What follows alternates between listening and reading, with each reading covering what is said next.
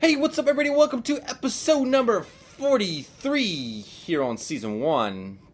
Today we are diving into how should you invest into precious metals?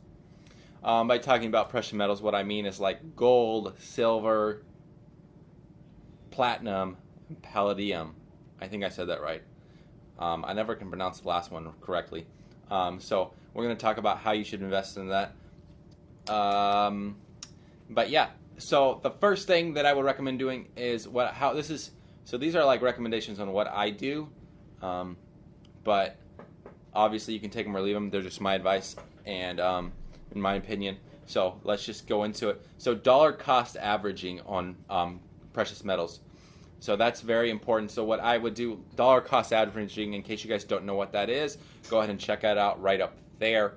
But basically what I would do is I would buy like, say you're young and you don't got that much money, I would put silver right now is like less than $20 an ounce. So that's like $20 a month, and I would just buy 1 ounce of silver every month, and dollar cost average like silver, because obviously to dollar cost average like gold or something like that is going to be a lot more expensive. So I would say like $20 to $40 into silver would be a great place to start dollar cost averaging. And this is gonna like help. Anyways, I explain it more on dollar cost averaging in my other video, but basically it will help you set up for those high highs and those low lows. So hopefully you'll get a better return off that. Another kind of setup that you could do is just buy when you can. It'll be more like a buy and it'll be more like a really long term. So like for what we do is we invest, I think like $13 every 2 weeks into gold and silver, but I'm kind of transitioning from buying silver into buying gold just because we got enough silver and I want to start trying to buy some more expensive precious metals. So what we do is we hold that money in like a savings account until we have enough money to buy some amount of gold. So like I think right now we buy like 1/10 of an ounce, which is like $150. So we hold that until we get to 150, and then we just buy it at the price that it's at that day. So we don't really dollar cost average it. However, I wish that we could dollar cost average, but right now it's just not feasible for us. And eventually, when we start generating more income, I'm sure that we'll start dollar cost averaging like gold and other precious metals. But just for now, it's really hard for us. And so we just buy that when we can. And usually it's like once every 3 months that we buy like $150 worth of gold. Next, what you can do is you can buy into stocks that are like gold stocks, silver stocks, Palladium. I think that I'll list the tickers in the description. I can pull them up on my phone because they're under.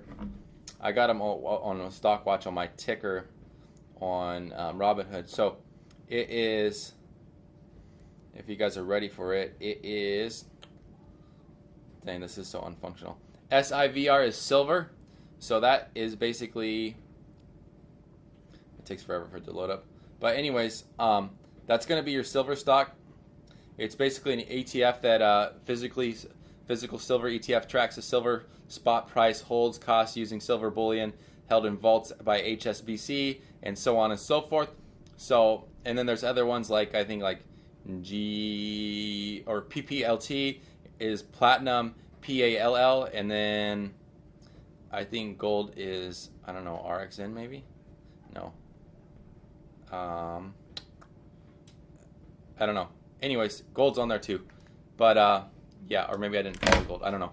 Anyways, so, yeah, definitely you can invest into those stocks. I would recommend, though, I think it's better to not invest into gold and silver stock, even though I do on my Acorns account just to kind of hedge against the stock market. But it's more like gold companies, and then I also have gold and silver like precious metal ETFs that I buy into that have like gold, silver, palladium, platinum all in that. So I buy into that ETF. I don't just buy a specific like gold.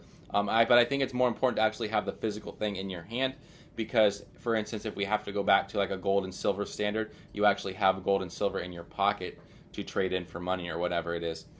And the last option is to just buy and hold.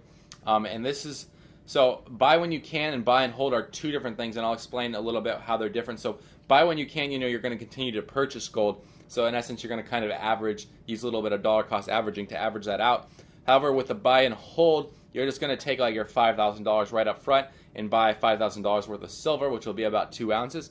And then you're going to hold that for like the long run. So you're just going to hold it. You're not going to buy any more. You're just going to continue to hold that because that's what your original investment was. So that's the same thing like a buy and hold stock is you, like say you were to buy and hold an Apple stock, you're going to buy whatever $5,000 worth of Apple stock and you're just going to hold it for the long run. You're not going to buy any more Apple stock. You're not going to sell any Apple stock. You're just going to hold it until you come to sell it. So that's the buy and hold method. I don't recommend that, but obviously if that's like your only option, then I would recommend doing that. However, I would say it would be almost better for you to dollar cost average. However, both of them have their pros and cons. With a buy and hold, if the market does skyrocket really quickly, you're going to make a ton more money. However, if it does go down, then you're going to lose a lot more money. With dollar cost averaging, you're going to have lower highs, but you're going to have higher lows. So you're not going to have as much volatility with a dollar cost average kind of setup. Anyways, let me go ahead and review that real quick. So how should you invest into precious metals? I would dollar cost average, buy when you can, invest into stocks or ETF, gold ETFs, and then also buy and hold. So those are your 4 different options on buying precious metals. What I do is I buy when I can because right now that's just the most feasible. If I could, I would do dollar cost averaging, and that's what I would strongly recommend. However, if you can't afford that, then I would go into more investing into stocks. And then last, if you just have a lump sum of money that you're like, I don't know what to do with it, then I would just go with the buy and hold method. Anyways, let's go ahead and dive into the question of the day. And I had it already set up on the phone, but since I went over to Robinhood and whatever. Anyways, okay, here it is. What's love got to do with it? Is it a second-hand emotion? I don't know what that even means, but what's love got to do with it? I think that's how most people operate, but is it a second-hand emotion? I don't think it's a second-hand emotion. I think it's like a first-hand emotion. I think that, like, well, I guess no, because love is like something that you gotta like kind of like work for and stuff. So it might be like when I think of second-hand, I think of like second-hand shopping, and it's kind of like, you know, love ain't nothing. But I think it's like a major emotion that we have. And so I don't think it's just secondhand. I think it's firsthand what we actually feel.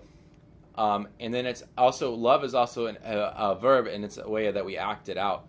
So I don't know. I'll leave that up for you guys to decide. If you guys have an answer to that question, go ahead and post it down below. I'd love to tackle it. Actually, if you guys have an answer to this question, post it down below. If you guys have any questions for future episodes, I would love to get them on the next episode. And until next time, don't forget to subscribe up here. Check out, hey, if I stumble up with $1,000, what should I do with it? And then go ahead and check out this other cool video right in this area right here. And until next time, thank you for watching. I really appreciate it.